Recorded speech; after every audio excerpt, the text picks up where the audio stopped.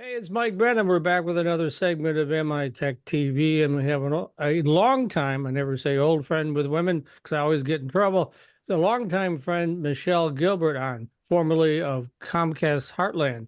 Well, she's decided to hang out her own shingle, which I applaud her. And also, in a long conversation last week, warned her that the freelance, you know, independent entrepreneur thingy sounds wonderful, but it's a hell of a lot of work.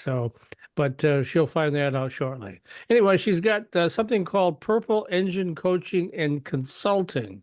So why don't we start off with telling folks exactly what that is and what you plan to do? Take it away, Michelle. Absolutely. Throughout my entire career, what I have found to be most gratifying is the work that I've done to help others grow their careers. I've done it through helping people become more confident with their presentation skills, through mentoring new leaders, young professionals, and I love communications. I've been doing it for a really long time.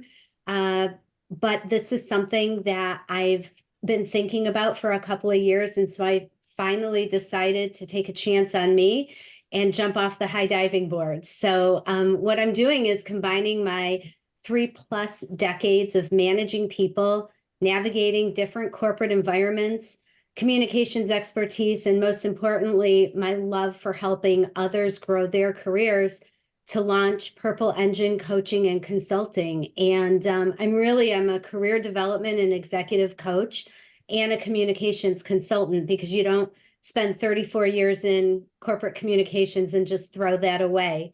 And what I've found throughout my entire career is that being a strong communicator is such an important part of being a strong executive and a strong leader.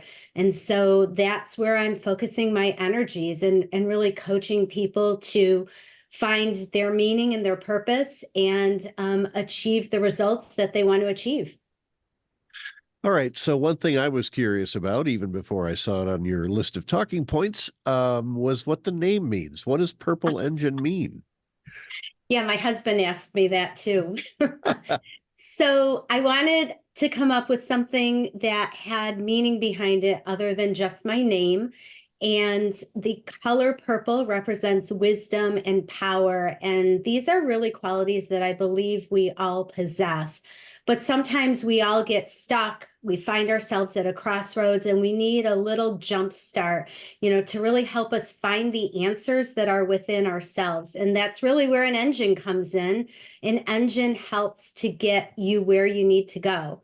And a purple engine relies on the wisdom and power that you have within yourself to just help get you where you want to go. And I remember when you were just a fledgling PR person at Marksley and how far you have come. So speaking of fledglings, what kind of advice do you offer to younger folks that are trying to break into the market? Sure. Yeah, I think that college students who are getting ready to graduate and young professionals, this these audiences really do need a lot of support and assistance. Um, I think that graduating students need guidance and support, knowing how to authentically network professionally. It's not just about creating connections, but nurturing those connections. Um, Job searching, understanding how to look for a job. It's beyond LinkedIn and Indeed. You have to use your network to find employment. And I find that this generation is really insecure with that.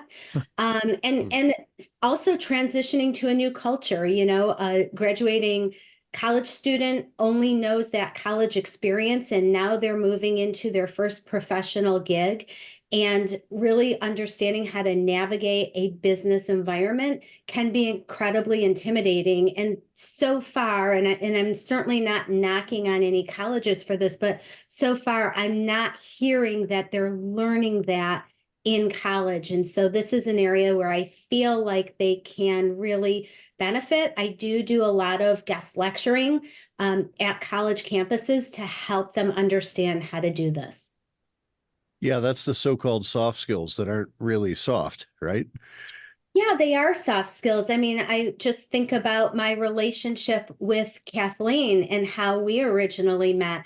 It was either through your podcast or when she was having some internet issues, but it was about nurturing that relationship and keeping in touch above and beyond just when she needed service from me or when I was looking to perhaps be on her podcast way back when. It's about keeping in contact with people so that the first time you're reaching out to them isn't when you need something from them, Right.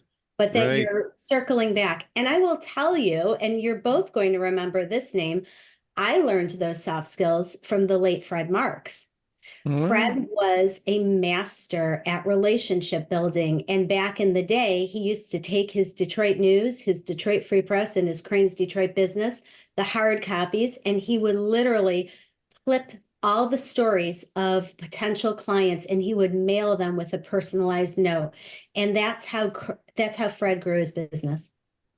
Yeah, and it's not that much different, frankly, from Mike and I have both been reporters working a beat. And it's sort of the same thing as working a beat. You want to get to know people as people on a personal level. You want to hang out with them when there's no deadline and no story that you're working on, so that when you ask them something, they know you and they trust you and they know what you're going to do with it. As a former writing coach of mine once described it to me, periodically be a decent human being. That's it sounds easy, but it's difficult to do when you're in a professional setting and you're always so busy. You've been a spokesperson for national brands for probably longer than either of us would care to admit. So, what's the biggest challenge in doing that you see, and how do you help people overcome them? Yeah. I would tell you that the biggest challenge that people have with presenting, whether it's one-on-one to their boss or in front of a room of leaders, is confidence. They lack the confidence, and that affects their entire ability. Even if Mm. they know their content, it affects their ability to show up and give a strong presentation.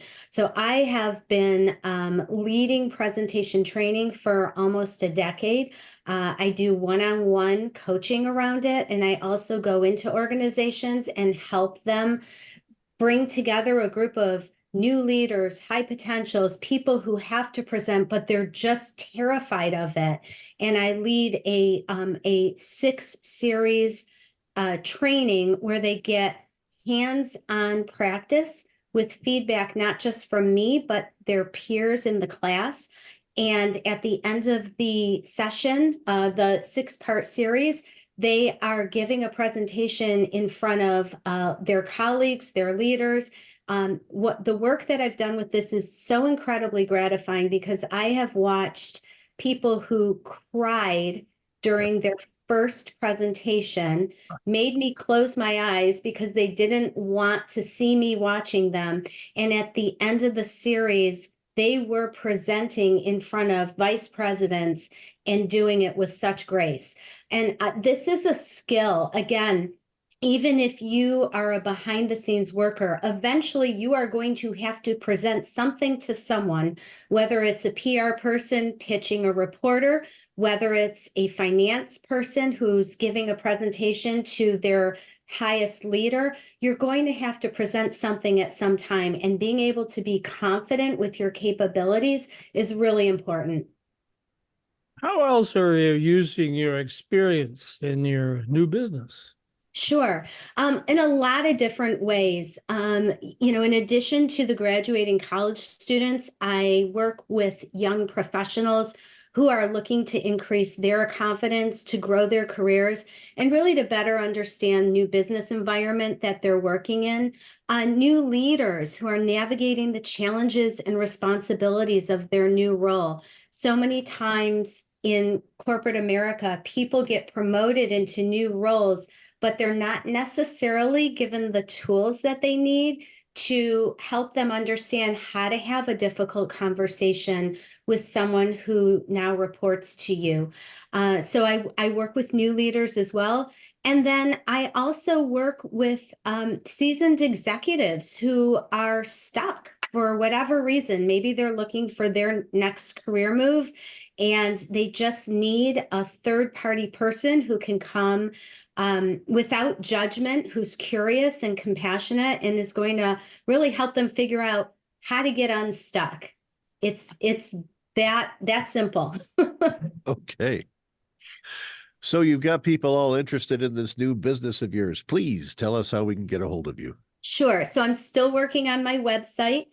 So it's not live yet, but the easiest way for people to get a hold of me is my email, which is purpleenginecoaching@gmail.com. So you got to make sure you have those double E's with the purple and the engine.